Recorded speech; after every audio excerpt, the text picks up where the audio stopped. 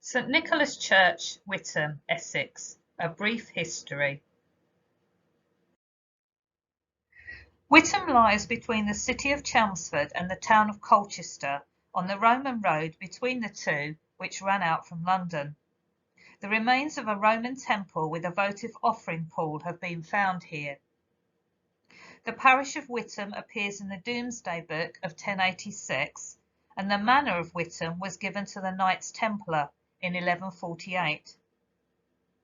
The town started life on Chipping Hill, which you can see here, where St Nicholas's Church now stands, half a mile north of the main town. There was a market granted by Richard I, and it was kept originally at Chipping Hill. It was then moved from there by Richard II. The market was held every Tuesday, and fairs took place on the Monday before Whitsunday, on June the 4th, and on September the 14th. Witham was a centre of the wool trade until its decline in the late 17th century, and in the 18th century Witham briefly enjoyed a period as an affluent spa town. Daniel Defoe mentions it in his tour through the eastern counties of England of 1722. Being obliged to come thus far into the uplands, I made it my road to pass through Witham, a pleasant, well-situated market town. So now let's turn to the church itself. A topographical dictionary of England, originally published by S. Lewis in London in 1848, describes this as a spacious and handsome edifice with a tower of brick in the later English style. St Nicholas, and note the distinctive spelling without the H, is certainly a substantial church dating mostly from the 14th century. The thick walls are made of flint, stone and Roman brick. There are massive buttresses at the corners and a number of gargoyles.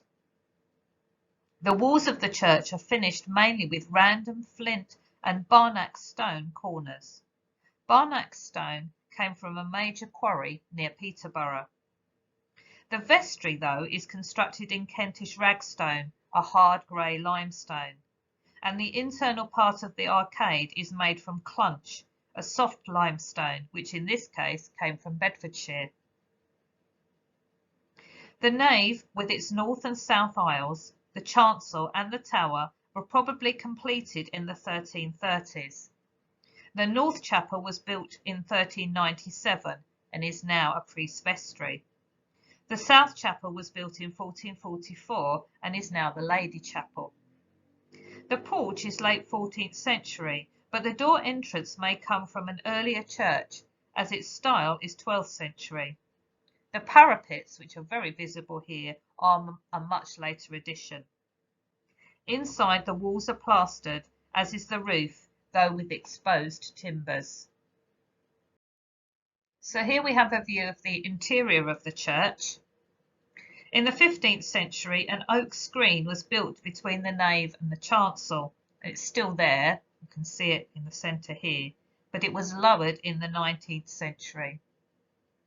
Up until 1849, there were several galleries, and actually over 1,000 people could have been seated in the church. There are 19th century oak pews remaining, although some of those have been removed. There is also a new pipe organ installed only in 2002, and there is a peal of 8 bells.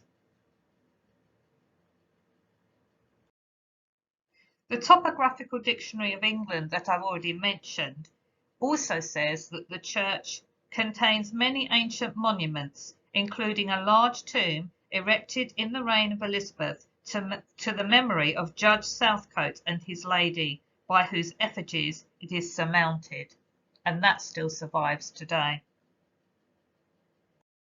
Although for many years the parish church was the only place of worship in Witham, by 1848, when the Topographical Dictionary was published, there was also a chapel of All Saints within a few yards of the chief street of the town that had been consecrated in November 1842, and there were also places of worship for Baptists, the Society of Friends, the Independents, and the Roman Catholics.